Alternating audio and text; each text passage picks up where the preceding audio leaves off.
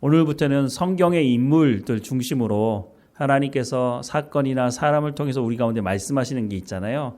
그래서 성경에 나와 있는 우리가 잘 알고 있는 인물들이지만 그 사람들을 통해서 오늘 우리에게 어떤 말씀을 하시는지 좀 살펴보려고 합니다. 오늘 첫 번째 보는 인물은 아담과 하와입니다. 하나님께서 아담과 하와를 창조하셨다라고 말씀을 하고 있죠. 창세기 1장부터 나오는 말씀입니다. 하나님이 사람을 창조하셨다라고 말씀하는데요.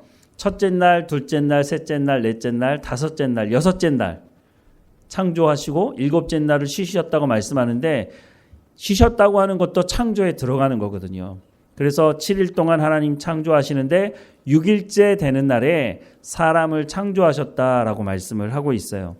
그래서 창세기 1장 26절부터 28절에 하나님이 사람을 창조하시는데 이렇게 말씀하고 계십니다. 하나님이 이르시되 우리의 형상을 따라 우리의 모양대로 우리가 사람을 만들고 그들로 바다의 물고기와 하늘의 새와 가축과 온 땅과 땅에 기는 모든 것을 다스리게 하자 하시고 하나님이 자기 형상 곧 하나님의 형상대로 사람을 창조하시되 남자와 여자를 창조하시고 하나님이 그들에게 복을 주시며 하나님이 그들에게 이르시되 생육하고 번성하여 땅에 충만하라 땅을 정복하라 바다의 물고기와 하늘의 새와 땅에 움직이는 모든 생물을 다스리라 하시니라 라고 말씀을 하고 있습니다. 하나님이 사람을 창조하시는데 어떻게 창조하셨느냐? 우리의 형상을 따라 창조하셨다고 말씀하고 있어요. 그러면 하나님이 우리처럼 눈 있고 코 있고 이런 모양이냐? 그건 모르죠. 우리가 안 봤으니까. 그런데 여기서 말하는 하나님의 형상을 따라라고 하는 것은 하나님을 우리를 인격적인 존재로 만드셨고 하나님의 성품을 넣어주셨고 그래서 하나님과 교제할 수 있는 존재로 만들었다라고 하는 것을 말씀해 주고 있어요. 여기 보면 하나님께서 사람에게 바다의 물고기와 하늘의 새와 가축과 온 땅과 땅에 기는 모든 것을 다스리게 하자라고 말씀하고 있는데 그러면 이 모든 것들은 이미 만들어져 있다는 거죠. 이 앞서서 하나님께서 세상을 창조하시고 그 안에 물과 물을 나누시고 빛이 있으라고 말씀하시고 여러 가지 것들을 다 이 동물들과 식물들과 곤충들과 이런 모든 것들이 살 수 있도록 다 만드시고 나서 이런 것들을 다 만드셨죠. 그리고 나서 마지막에 사람을 만드셔서 어떻게 하셨다고요? 이 모든 것을 다스리게 하셨다라고 말씀을 하고 있어요. 그런데 중요한 것은 뭐예요? 하나님께서 사람을 하나님의 형상을 따라 창조했다라고 하는 것이에요. 이게 너무너무 중요한 거죠. 하나님과 친밀한 교제를 나누며 하나님께 예배하는 존재는 사람밖에 없는 거죠.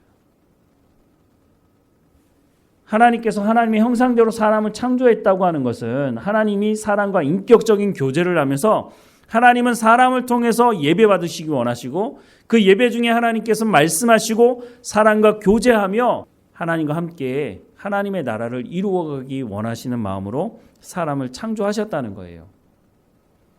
그래서 에덴 동산에서 아담과 하와가 하나님과 거닐면서 교제하고 하나님을 예배하고 했다는 거죠. 하나님이 이렇게 사람을 창조하셨다는 거예요. 이게 사람을 창조하신 가장 중요한 목적인 거죠. 하나님이 하나님의 형상대로 사람을 창조하셔서 하나님과 인격적인 교제를 하게 하셨다라고 말씀하시는 것이 아담과 하와를 창조한 가장 첫 번째 말씀이라는 거예요. 28절에 보면 하나님이 그들에게 복을 주시며 라고 말씀하고 있죠. 그러면서 뭐라고 말씀하세요? 생육하고 번성하여 땅에 충만하라 라고 말씀하시죠. 하나님이 분명히 복을 주시면서 생육하고 번성하라고 말씀하고 있습니다. 나중에 하와가 범죄하고 나서 출산을 하는데 출산의 고통을 하나님께서 더하신다고 말씀하고 있죠.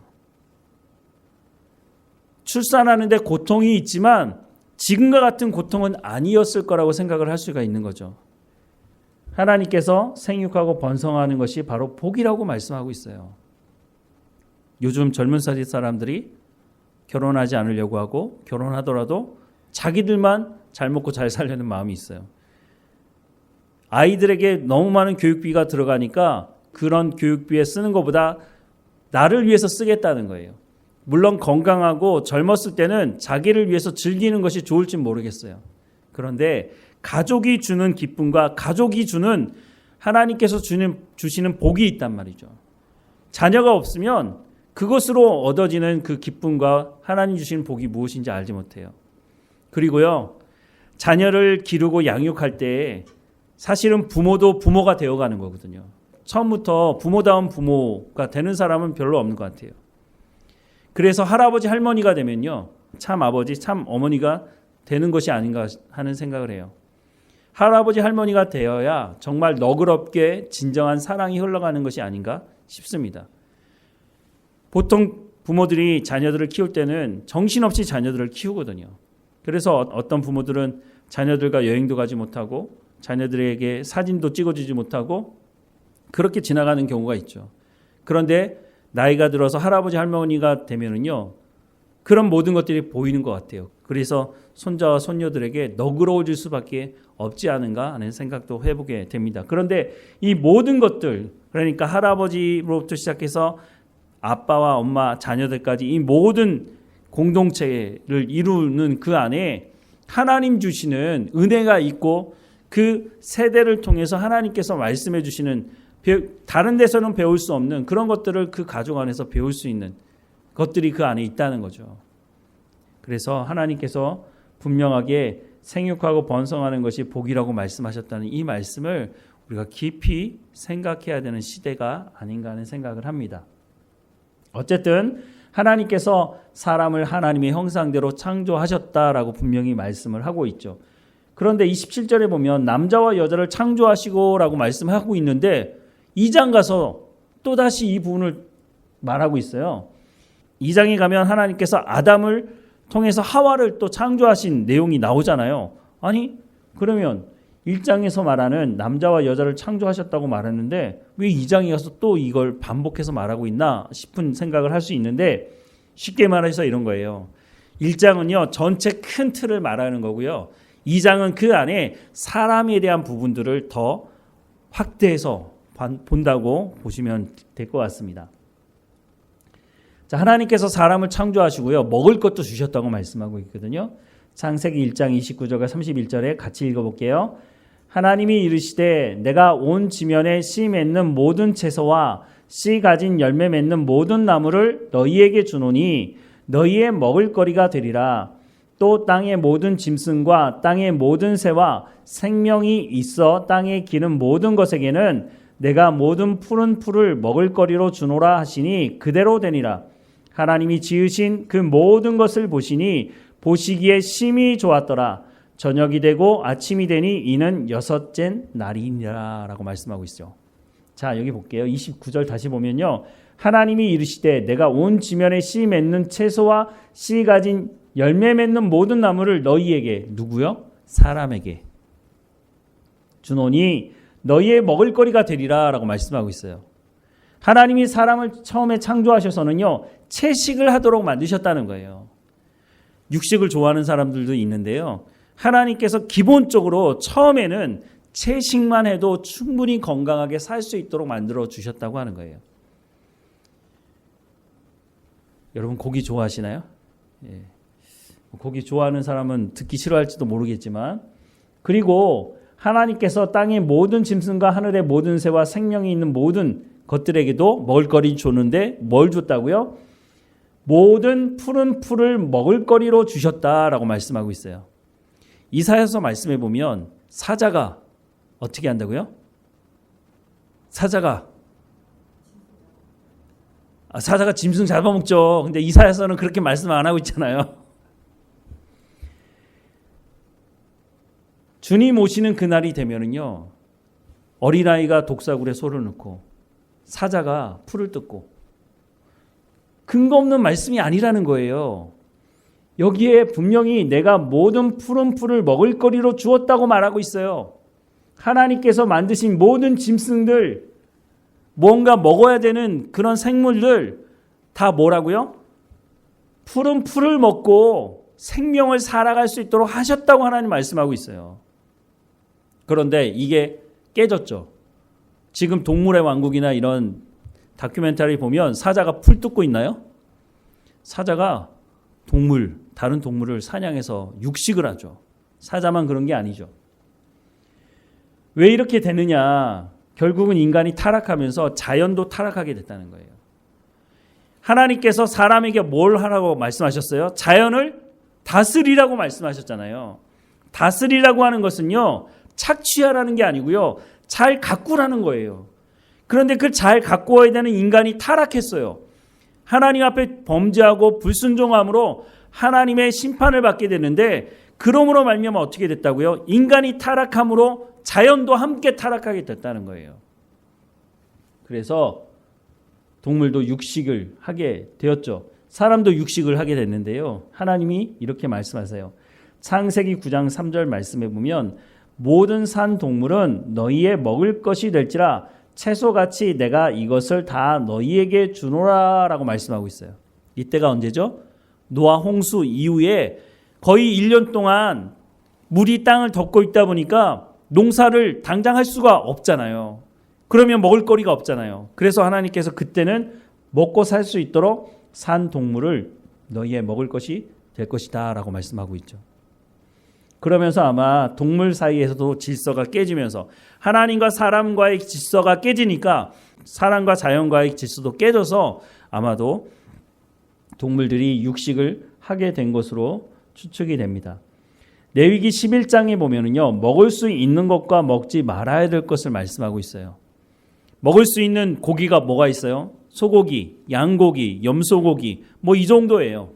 새는요, 참새, 비둘기, 뭐 이 정도예요.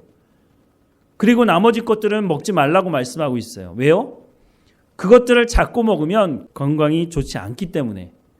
그때 당시에는요, 성경에 그런 말씀이 기록되어 있지 않아요. 그런데 요즘 시대의 사람들이 건강하게 살려고 그런 것들을 연구하다 보니까 채식하는 게 건강에 좋다라고 말하죠.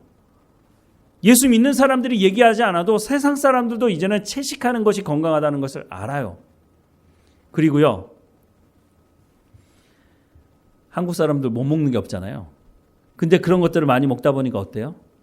오히려 고지혈증, 당뇨, 고혈압 이런 여러 가지 질병들이 있는 원인들이 뭐예요? 성경에서 먹지 말라는 것들을 자꾸 먹으니까 그래요. 우리는 은혜의 시대에 살아가기 때문에 아무거나 먹어도 된다고 말하지만 물론 먹는다고 우리가 지옥 가거나 그러지 않아요. 하지만 우리의 건강을 위해서 성경이 말하는 대로 삶을 살아간다면 건강하게 살 수 있다는 거죠. 그래서 유대인들이 사람들 중에 피가 가장 깨끗하다고 그러잖아요. 왜냐하면 성경이 말하는 식단대로 삶을 살아가니까 피가 깨끗하고 건강하다고 해요.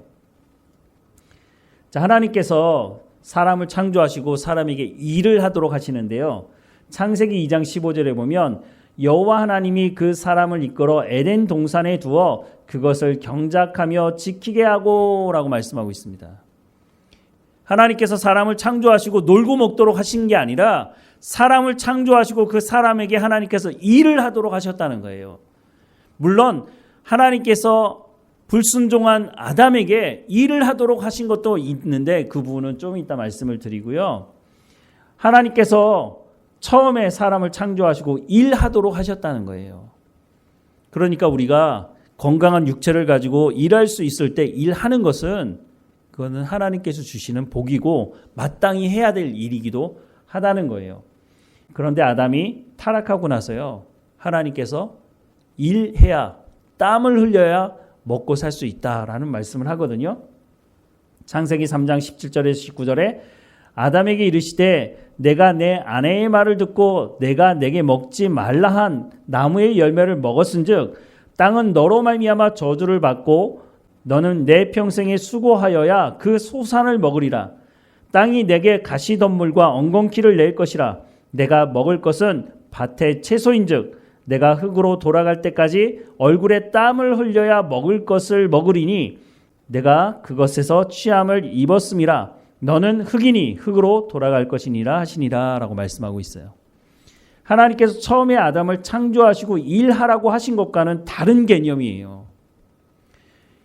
이것은요, 경작하고 지키고 잘 다스리고 잘 섬기라고 말씀하고 있는데 타락하고 나서는요, 땅을 열심히 일구어야 돼요. 근데 그 땅이 어떤 땅이라고요? 가시덤불과 엉겅퀴를 내는 땅이에요. 그러니까 창세기 2장에서 말씀하시는 이런 환경과는 완전히 다른 환경이에요. 이 밭을 일구지 않으면 먹고 살 수 없는, 그래서 이 일을 통해서 하나님 앞에 범죄한 것이 얼마나 심각한지를 깨달으라는 거죠.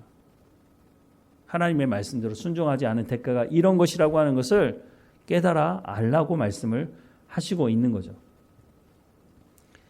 하나님께서 첫 번째 명령을 하시는데요. 창세기 2장 16절과 17절 말씀에 여호와 하나님이 그 사람에게 명하여 이르시되 동산 각종 나무의 열매는 내가 임의로 먹되 선악을 알게 하는 나무 열매는 먹지 말라. 내가 먹는 날에는 반드시 죽으리라 라고 말씀을 하고 있어요. 하나님께서 처음 명령을 하시는 거죠. 하나님은 왜 에덴 동산에 선악을 알게 하는 나무를 만드셨을까? 이전에 창세기 말씀을 드리면서 말씀드린 적이 있는데요. 하나님께서는요, 사람을 창조하실 때 하나님의 형상을 따라 창조하셨다고 말씀드렸잖아요. 그 이유가 뭐라고요? 하나님과 사람과 인격적인 교제를 하기 위해서 하나님께서 하나님의 형상대로 창조하셨다라고 말씀을 했죠. 그런데 인격적인 교제를 하기 위해서는요, 자원함으로 내가 순종하고 자원함으로 사랑해야 인격적인 교제가 가능하다는 거예요.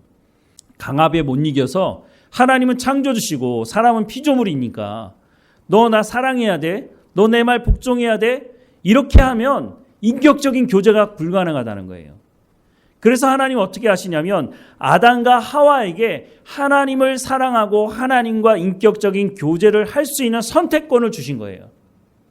그것을 자유의지라고 말하기도 하지만 어쨌든 아담과 하와 입장에서 하나님과 견줄만한 사탄이 와서 이거 먹으면 하나님과 똑같아진다는 거죠.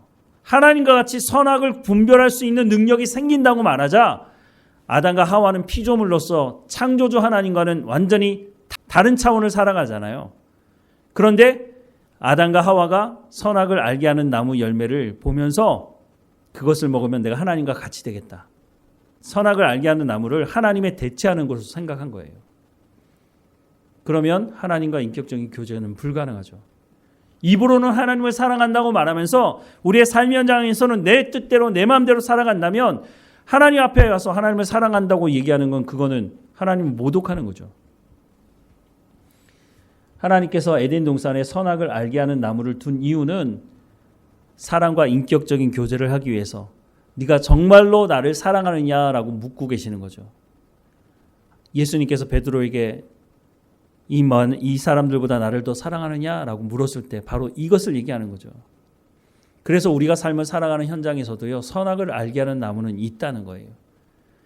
하나님을 선택할 것이냐, 내가 정말로 하나님을 사랑하고 하나님과 인격적인 교제를 하며 하나님을 정말로 예배하는 하나님의 사람으로 살아갈 것이냐, 아니면 내가 세상과 타협하고 하나님을 대체할 수 있는 다른 것들을 찾아서 우상에게 절을 한다든가 하나님과의 모든 관계를 끊고 하나님이 되보려고 하는 그 어떤 것을 통해서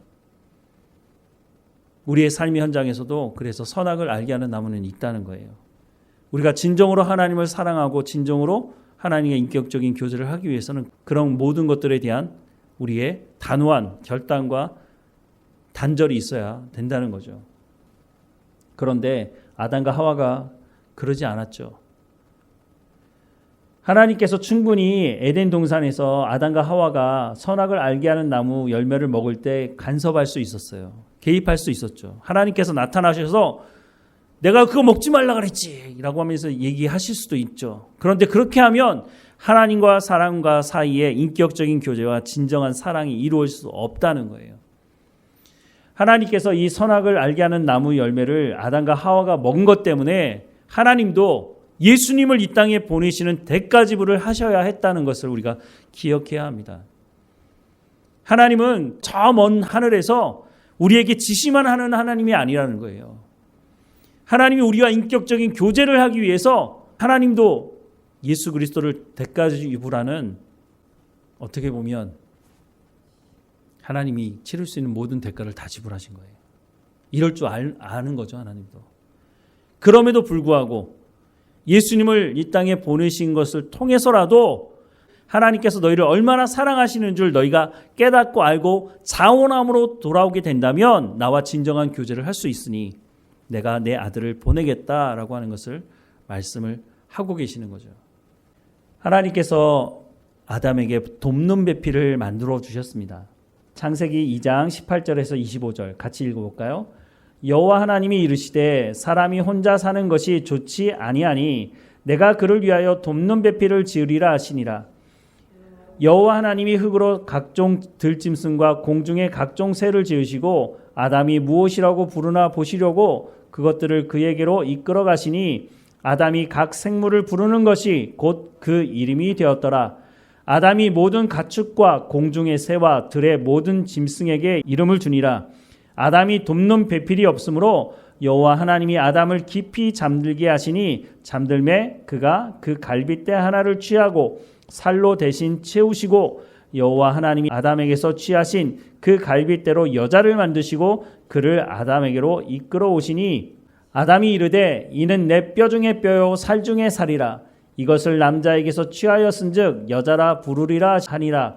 이러므로 남자가 부모를 떠나 그의 아내와 합하여 둘이 한 몸을 이룰지로다. 아담과 그의 아내 두 사람이 벌거벗었으나 부끄러워하지 아니하니라 라고 말씀하고 있습니다. 하나님께서 아담에게 혼자 사는 것이 좋지 않다라고 말씀하고 있어요. 그런데 아담이 각종 하나님께서 만드신 피조물에 이름을 붙여주다 보니까 다 짝이 있는 거예요. 근데 자기만 짝이 없는 거잖아요. 그래서 하나님께서 어떻게 하셨다고요? 아담을 잠들게 하고 아담의 갈빗대 하나를 빼서 하와를 창조하셨다라고 말씀하고 있어요. 그래서 여자가 오래 사나 봐요. 여자는 뭐예요? 뼈로 만들어가지고 그래서 여자가 남자보다 강한가 봐요. 그래서 더 오래 사는 건 아닌가 하는 생각을 해보는데 뭐 성경에 나와 있진 않는 말이니까. 아담이 뭐라고 말했다고요? 내 뼈 중에 뼈요 살 중에 살이다 라고 말하고 있어요. 그리고 부부가 된 사람들은 뭐라고요? 한 몸이 되었다라고 말씀을 하고 있어요. 하나님께서 가정을 만드셨는데 하나님께서 만드신 첫 번째 공동체예요. 두 번째 공동체 뭐죠? 교회죠. 하나님께서 만드신 교회와 가정은요 공통점이 있어요. 가정에도 질서가 있어야 되고요. 교회에도 질서가 있어야 돼요. 가정에 부부가 서로 존중함이 있어야 되는 것처럼 교회 안에서도요 서로 간에 존중함이 있어야 된다는 것을 성경이 말씀하고 있어요. 부부는 한 몸이라고 말하고 있어요. 한 몸이면 서로 존중해야 되죠. 좀 다른 이야기지만 고린도전서 12장에 은사가 여러 가지나 서로가 존중해야 된다는 것을 말하고 있죠. 그러면서 무엇을 비유로 말하고 있어요? 한 몸, 한 지체에 대해서 말을 하고 있잖아요. 부부는 그와 같이 한 몸이라는 거예요. 부부가 좀 달라요. 남자 여자가 달라요. 성향도 다르고 서로가 보충해 주는 거예요. 그렇게 해서 하나님께서 가정을 이루도록 하셨다는 거예요. 아담이 이것을 너무나 잘 알고 있어요. 내 뼈 중에 뼈요 살 중에 살이다. 정말로 뼈에서 나왔잖아요.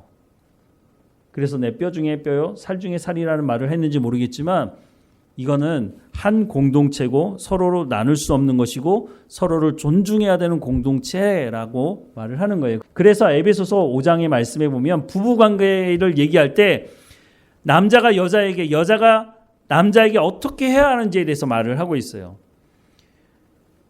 에베소서 말씀을 볼 때는요 자기가 들어야 될 말씀을 잘 들어야 돼요. 남편들은요, 성경에 아내들은 이렇게 하라고 했지, 이렇게 말하면 안 되는 거예요. 남편들은, 성경에 남편은 이렇게 하라고 말하고 있네? 라고 들어야죠. 아내들도 마찬가지죠. 성경이 보니까 아내들은 이렇게 하라고 말씀하고 있네? 하고 그 말씀에 순종하면 가정에 문제가 일어날 수가 없어요. 가정에 문제가 일어나는 건 뭐예요? 너나 똑바로 하라는 거죠. 내가 하나님의 말씀을 듣고 순종해야 되는 것을 다른 사람에게 강요하게 되면 문제가 생기게 된다는 거예요. 하나님의 말씀에 순종하는 부부를 통해서 가정 안에서 하나님은 하나님의 나라를 이루어가기 원하세요.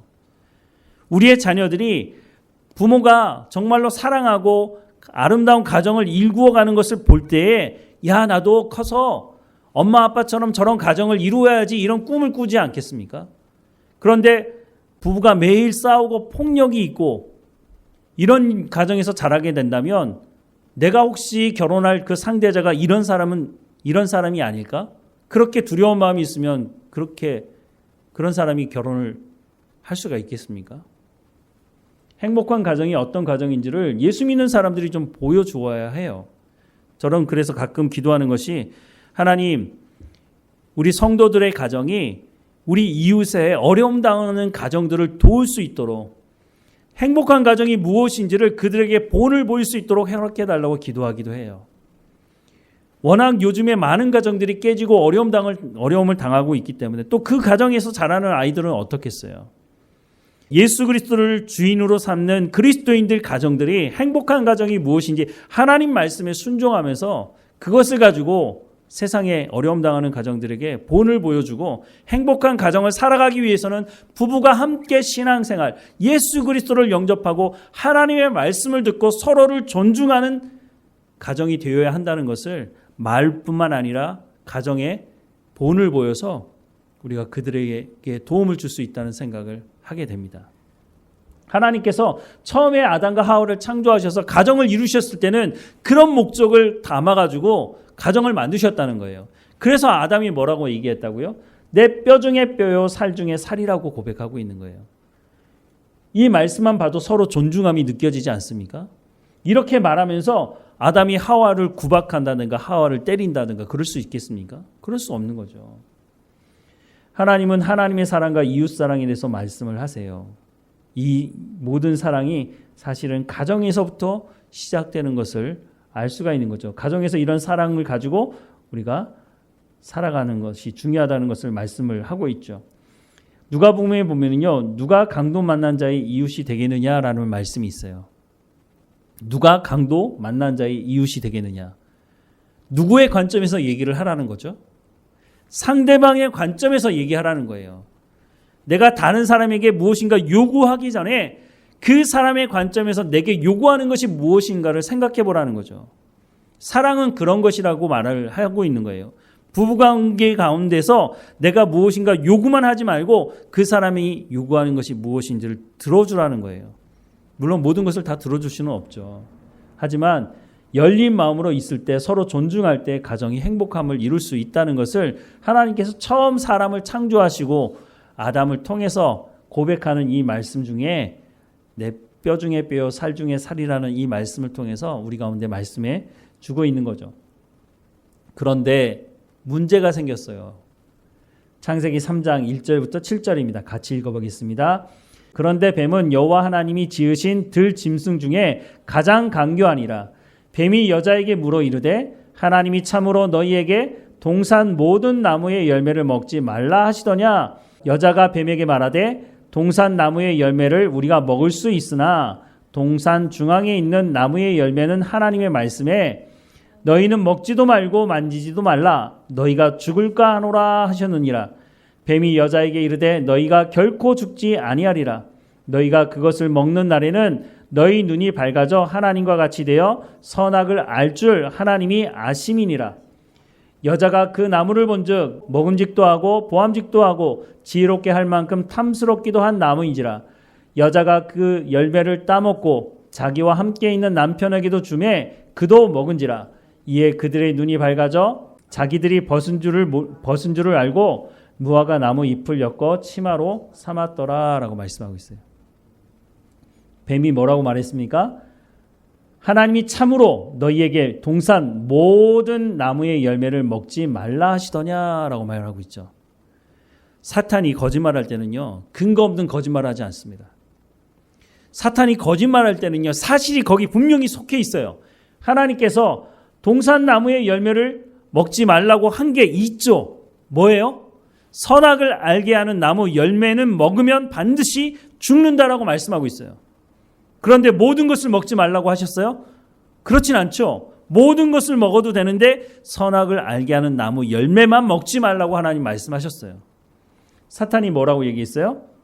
동산 모든 나무의 열매를 먹지 말라고 하시더냐.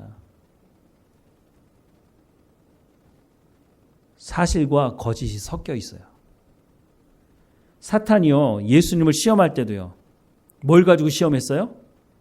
하나님의 말씀을 가지고 시험했단 말이에요. 그런데 하나님의 말씀은 맞는데 하나님께서 그런 목적으로 그런 의도로 말씀하신 말씀이 아니에요. 성경에 분명히 기록된 말씀이지만 전후 문맥을 읽어보면 사탄이 의도적으로 말하는 그 말과는 전혀 관계없는 말을 하고 있다는 거예요. 여러 번 말씀을 드렸지만 욥기 8장에 나오는 내 시작은 미약하나 끝은 창대하리라.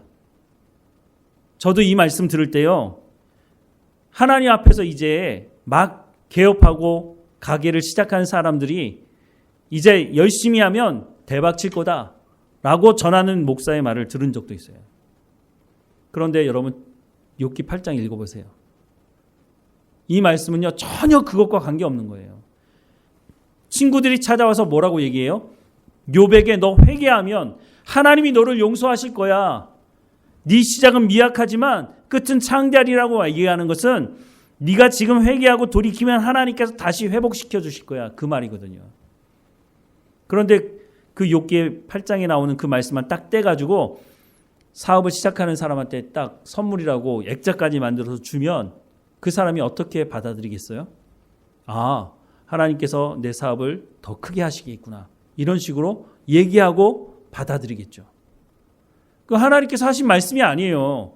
기록된 말씀이긴 하지만 그런 의도로 하신 말씀이 전혀 아니라고 하는 거죠. 근데 사탄은요, 우리에게 그런 식으로 얘기한다는 거예요. 그래서 하와에게도 사실은 먹지 말라는 것은 사실이지만 모든 나무 열매를 먹지 말라고 했느냐라고 하면서 거짓말을 해서 헷갈리게 한 거죠. 2절 말씀부터 다시 보면요, 여자가 뱀에게 말하되 동산 나무의 열매를 우리가 먹을 수 있으나 동산 중앙에 있는 나무의 열매는 하나님의 말씀에 너희는 먹지도 말고 만지지도 말라. 너희가 죽을까 하노라. 이 말도 하나님께서 하신 말씀이 아니죠. 죽을까 한다고? 아니죠. 반드시 죽는다고 말씀하셨죠. 뱀이 여자에게 이르되 너희가 결코 죽지 아니하리라. 너희가 그것을 먹는 날에는 너희 눈이 밝아져 하나님과 같이 되어 선악을 알 줄 하나님이 아시기 때문에 그래서 못 먹게 하는 거야 라고 말하는 거죠. 그런데 여러분 조금만 생각해 보세요.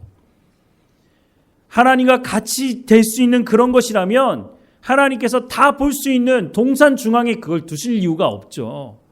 사람에게 그걸 먹지 못하도록 울타리를 치던가 천사들을 보내서 지키도록 하던가 그렇게 했겠죠. 여자가 그 나무를 본즉 뭐라고요? 먹음직도 하고 보암직도 하고 지혜롭게 할 만큼 탐스럽기도 한 나무인지라. 누구 생각이에요? 하와 생각이에요. 하와의 의심으로부터 시작해서 탐욕으로 지금 모든 것이 채워지고 있어요. 그리고 어떻게 했다고요? 여자가 그 열매를 따먹고 자기와 함께 있는 남편에게도 주었다라고 말씀을 하고 있어요. 하와가 주는 것 아담이 받아가지고요 먹지 않을 수 있잖아요. 그런데 왜 먹었을까요? 하나님은 아담에게 말씀하셨어요. 너 선악을 알게 하는 나무 열매를 먹으면 반드시 죽는다고 하나님께서 아담에게는 직접 말씀하셨단 말이죠. 근데 그 말을 들었던 아담이 왜 선악을 알게 하는 나무 열매를 먹었을까요? 일단 하와가 죽지 않았어요. 이거 죽지 않는 거네? 그리고 그걸 먹었죠. 그런데 보세요. 하와가 아담 남편에게 주었다고 말하고 있어요. 하나님께서 가정에 주신 질서는 뭐예요? 남편이 머리고 아내는 돕는 배필이라고 말하고 있어요. 이거는 상하 복종 관계를 얘기하는 게 아니에요. 하지만 가정 안에 질서가 있어야 된다는 거예요. 남편에게 결정할 수 있는 권한을 주시면 아내가 손해보지 않아요. 남편들은요, 그런 결정권을 주면 오히려 더 책임감을 가지고 가정을 더 돌보려고 하죠. 반대로 아내가 남편을 향해서 쥐꼬리만한 월급 벌어온다고 구박하고 무시하면 어떤 일이 벌어지나요? 남자는요, 가정에서 인정받지 못하면은요, 밖으로 돌아다니게 되어 있어요. 가정이 깨지게 된단 말이죠. 그러면 하나님께서 왜 가정의 이 질서를 지키라고 하는지 우리가 깊이 생각해 볼 필요가 있어요. 물론 남편들도 그것을 악용해서는 안 되죠. 교회에서도 마찬가지예요. 교회 안에 질서가 있어요. 그래서 이 질서를 지키지 않으면 교회에 혼란함이 일어나요. 그것이 고린도 교회였죠. 그래서 고린도 교회를 향해서 하나님의 말씀을 가지고 너희가 같은 생각을 하고 같은 말을 하고 같은 하나님의 뜻을 이루라고 말하고 있어요. 그리고 늘 질서와 덕을 세우라고 말하고 있죠. 하나님께서 아담과 하와를 창조하실 때부터 사실 그것을 말씀하고 있는 거예요. 그런데 이 질서가 지금 깨졌어요. 하와가 아담에게 건네주는 그 선악을 알게 하는 나무 열매를 아담은 받아서 먹고 있어요. 질서가 깨졌다는 거죠. 죄의 뿌리는 탐욕으로부터 시작합니다. 이 탐욕은 여기서 끝나지 않아요. 탐욕은 우상 숭배를 만들어내요. 이스라엘 백성들이 끊임없이 우상 숭배를 한 가장 중요한 이유는 탐욕을 포기하지 못했기 때문에 그래요. 지금 이 시대도 마찬가지죠. 교회를 세습하는 사람들, 교회를 자기의 소유라고 말하는 사람들 다 뭐예요? 탐욕적인 마음이죠. 이 탐욕을 포기하지 못하면요, 하나님 앞에서 심판받습니다. 이런 불순종의 결과로 관계가 파괴되죠. 하나님과 사람과의 관계가 파괴됩니다. 창세기 3장 8절부터 13절 말씀해 보면 그들이 그날 바람이 불 때 동산에 거니시는 여호와 하나님의 소리를 듣고 아담과 그의 아내가 여호와 하나님의 낯을 피하여 동산 나무 사이에 숨은지라. 여호와 하나님이 아담을 부르시며 그에게 이르시되 내가 어디 있느냐? 이르되 내가 동산에서 하나님의 소리를 듣고 내가 벗었으므로 두려워하여 숨었나이다. 이르시되 누가 너의 벗었음을 내게 알렸느냐? 내가 내게 먹지 말라 명한 그 나무 열매를 내가 먹었느냐? 아담이 이르되 하나님이 주셔서 나와 함께 있게 하신 여자 그가 그 나무 열매를 내게 주므로 내가 먹었나이다. 여호와 하나님이 여자에게 이르시되 내가 어찌하여 이렇게 하였느냐? 여자가 이르되 뱀이 나를 꿰므로 내가 먹었나이다 라고 말을 하고 있어요. 죄를 지었을 때 가장 먼저 우리가 해야 되는 행동이 뭘까요? 하나님 앞에서 회개하는 것입니다. 하나님, 제가 죄를 지었습니다. 하나님 말씀에 불순종했습니다. 라고 하는 회개를 해야 된다는 거죠. 그런데 아담은 그렇게 하지 않았습니다. 여호와 하나님의 소리를 듣고라고 말을 하고 있어요. 하나님이 찾아오셨다고 하는 것을 아담이 알았어요. 그런데 어떻게 했어요? 아담과 그의 아내가 여호와 하나님의 낯을 피하여 동산 나무 사이에 숨었다라고 말씀하고 있어요. 숨으면 하나님께서 모르실까요? 모르실 리가 없죠.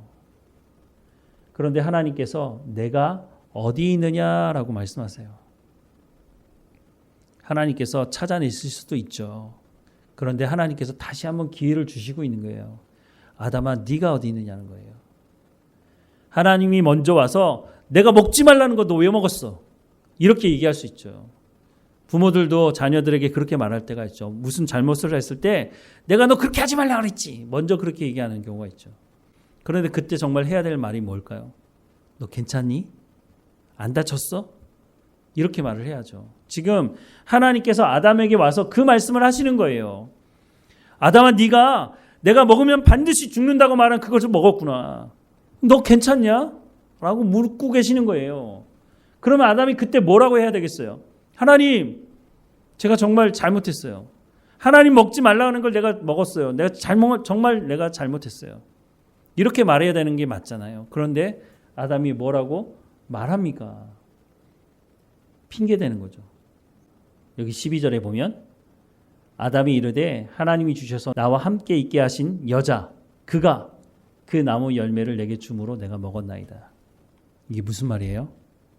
저는 잘못이 없고요. 저 여자 때문이에요. 근데 이 아담이 하와를 하나님께서 만드셨을 때 뭐라고 했다고요? 내 뼈 중에 뼈요, 살 중에 살이라고. 서로 존중이 있다고요. 질서가 깨지고 존중함이 없게 되니까 어떻게 돼요? 저 여자 때문이라는 거예요. 결국 그 말이 무슨 말인가요? 하나님 때문이라는 거죠. 여자는 뭐라고 말해요? 뱀이 나를 꿰므로 내가 먹었다라고 말하고 있어요. 죄 지은 사람들의 공통점이죠. 나는 죄가 없고요. 저 사람 때문에 그래요. 저 사람이 이렇게 해서 이렇게 된 거예요. 나는 그런 생각이 없었는데 그렇게 저 사람이 한 거예요. 라고 말을 하는 거죠. 하나님이 아담을 찾아온 이유, 조금 전에도 말씀을 드렸지만 하나님 다시 한번 인격적인 회복을 하기 위한 거예요. 경건한 삶을 제대로 살지 못할 때 더 하나님께 간절히 나가야 돼요. 하나님, 내가 이렇게 하지 못하는 것을 불쌍히 여겨달라고 하나님께 더 적극적으로 나가야 되죠. 하나님, 내 상황이 이렇습니다. 내가 지금 이러지 못하고 있습니다. 내가 하나님 말씀이 이거라는 걸 알지만 그렇게 살아가지 못하고 있는 나를 불쌍히 여겨달라고. 하나님, 내 직장의 문제이든지 내 삶의 문제이든지 이 모든 문제가 내가 하나님께 나가는데 방해가 되지 않도록 하나님 내 삶을 주관해달라고, 하나님 내 가운데 은혜를 베풀어달라고, 환경의 문을 열어달라고 더 간절하게 하나님께 나가야 된다는 거예요. 그런데 아담과 하와는 그렇게 하지 않았어요. 그냥 숨어버렸어요. 그리고 핑계대는 거죠. 저 여자 때문입니다. 저 뱀 때문입니다. 라고 말하는 거죠. 우리가 이럴 때 어떻게 해야 되느냐? 하나님 앞에 정직함으로 서야 되는 거예요. 우리가 죄를 지은 것에 대해서는 하나님께서 심판하시면 그 심판을 받아들이면 되는 거죠. 다윗이 밧세바하고 간음하고 우리아를 죽였잖아요. 그때 나단 선지자가 와서 한 예화를 들면서 당신이 그 사람이라고 얘기했을 때 다윗이 어떻게 했나요? 사무엘하 12장 13절 말씀해 보면 다윗이 나단에게 이르되 내가 여호와께 죄를 범하였노라 하며 나단이 다윗에게 말하되 여호와께서도 당신의 죄를 사하셨나니 당신이 죽지 아니하려니와 라고 말씀하죠. 이걸로 끝나지는 않았어요. 다윗이 이 죄에 대한 대가를 혹독하게 치르게 됩니다. 하지만 다윗이 회개했을 때 다윗은 왕이었어요. 나단 선지자 그냥 단칼에 죽일 수도 있었어요. 그런데 하나님의 말씀을 전하는 그 말을 듣고 다윗은 그 자리에서 회개하고 돌이켰습니다. 그걸로 끝나지 않았어요. 자기의 침상을 눈물로 적시면서 하나님 앞에 회개합니다. 하나님 앞에 정직해야 돼요. 우리가 죄가 있을 때 내가 이런 죄가 있다고 하는 것을 하나님 앞에 고백할 수 있어야 돼요. 그러면 하나님께서 우리를 용서하신다는 거예요. 베드로가 내가 7번 정도 용서하면 많이 용서한 것 아닌가요? 이런 얘기를 했죠. 그때 예수님께서 뭐라고 말씀하세요? 마태복음 18장에 보면요. 70번씩 7번이라도 용서해 주라라고 하는 것을 말씀하고 있죠. 그 말이 무슨 말이에요? 하나님께서 우리를 향해서도 마찬가지라는 거예요. 우리가 전심으로 회개하고 돌이키면 하나님께서 우리의 죄를 용서하신다는 거예요. 아담과 하와가 그렇게 했어야 됐죠. 그런데 그렇게 하지 않고 죄를 전가하다가 하나님의 심판을 받게 됩니다. 3장 14절부터 19절에 여호와 하나님이 뱀에게 이르시되 내가 이렇게 하였으니 내가 모든 가축과 들의 모든 짐승보다 더욱 저주를 받아 배로 다니고 살아있는 동안 흙을 먹을지니라. 내가 너로 여자와 원수가 되게 하고 내 후손도 여자의 후손과 원수가 되게 하리니 여자의 후손은 내 머리를 상하게 할 것이요 너는 그의 발꿈치를 상하게 할 것이니라 하시고 또 여자에게 이르시되 내가 내게 임신하는 고통을 크게 더하리니 내가 수고하고 자식을 낳을 것이며 너는 남편을 원하고 남편은 너를 다스릴지니라 하시고 아담에게 이르시되 내가 내 아내의 말을 듣고 내가 내게 먹지 말라 한 나무의 열매를 먹었은즉 땅은 너로 말미암아 저주를 받고 너는 내 평생에 수고하여야 그 소산을 먹으리라. 땅이 내게 가시덤불과 엉겅퀴를 낼 것이라. 내가 먹을 것은 밭의 채소인즉 내가 흙으로 돌아갈 때까지 얼굴에 땀을 흘려야 먹을 것을 먹으리니 내가 그것에서 취함을 입었음이라. 너는 흙이니 흙으로 돌아갈 것이니라 하시니 라고 말씀하고 있습니다. 하나님께서 심판하시는데 사탄에 대한 심판을 할 때는 메시아에 대한 언약을 말씀하세요. 하와에게는요 출산의 고통이 있을 것이다. 고통이 원래 있었던 것으로 보여져요. 그런데 크게 고통을 더하시겠다라고 말씀하세요. 가정 질서의 파괴에 대한 심판을 하나님 말씀하고 계시는데요. 죄에 대한 고통을 잊지 말라고 하는 것을 이 출산의 고통을 통해서 죄에 대한 고통을 잊지 말 것에 대해서 말씀을 하고 있는 거죠. 아담에게는요 흙으로 창조된 아담을 직접 저주하지 않으시고요. 땅을 저주하는 하나님의 모습을 볼 수 있어요. 사탄은요 자신은 이미 저주를 받고 타락했잖아요. 그러니까 목적이 뭐냐면 하나님께서 하나님의 형상으로 창조된 사람을 하나님께서 직접 저주하시도록 하기 위해서 아담과 하와를 공격한 거였거든요. 그런데 하나님 어떻게 하셨죠? 하나님이 심판하셔야 되기 때문에 저주하시는 것이 맞아요. 그런데 하나님 아담에게 직접 저주하는 것이 아니라 아담이 흙으로 만들어졌기 때문에 그 흙으로 만들어진 땅을 저주하십니다. 그리고 땅을 일궈야만 먹고 살 수 있도록 하나님께서 심판하시죠. 이건 하나님의 심판의 내용이에요. 그런데 이게 하나님의 말씀이라는 것을 여러분 기억하셔야 됩니다. 하나님께서 복을 주시는 것도 하나님의 말씀이지만 죄의 대가로 하나님께서 이렇게 하시겠다고 말씀하는 것도 하나님의 말씀이라는 거예요. 그러면 그렇게 살아가야 된다는 거예요. 이것도 하나님의 말씀이라는 것을 우리가 깊이 생각해 봐야 한다는 거죠.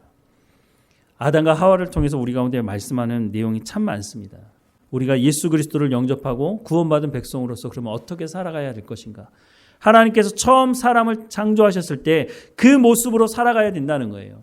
우리가 천국에 가서 살아가야 될 삶은 이 땅에서 하나님의 말씀을 가지고 경건의 훈련을 하면서 연습해야 된다고 말씀하고 있는 거죠. 아담과 하와가 무엇 때문에 타락했는지, 원래 어떤 삶을 살아야 되는지 우리가 이 삶을 보면서 오늘 우리가 어떻게 살아가야 될지를 보고 우리의 삶에 적용하고 하나님과 동행하는 우리의 삶이 되기를 주님의 이름으로 축원합니다. 기도하겠습니다. 사랑하는 하나님, 하나님의 형상대로 창조된 사람이 어떤 삶을 살아가야 되는지를 말씀하고 있는 말씀에 귀를 기울이게 하시고 아담과 하와가 하나님 한 몸을 이루어서 가정을 이루었지만 가정 안에서 질서를 지키지 못하고 서로 존중하지 못하고 온전한 가정을 이루지 못하고 그 탐욕 때문에 하나님의 말씀을 듣지 않고 불순종했던, 그래서 타락한 삶을 살아갔던 모습을 우리의 마음에 다시 한번 새기게 하셔서 우리는 어떤 삶을 살아가야 될지를 바르게 보게 하시고 하나님 말씀에 순종하는 삶을 살아갈 수 있도록 은혜를 허락해 주옵소서. 하나님의 말씀에 귀를 기울이게 하시고 성경의 인물들을 통해서 우리 가운데 말씀하실 때 우리의 삶에 잘 적용하고 하나님이 기뻐하시는 하나님의 백성으로 살아갈 수 있도록 은혜를 허락해 주옵소서. 우리와 함께 하시는 하나님께 감사하고 예수님의 이름으로 기도드립니다. 아멘.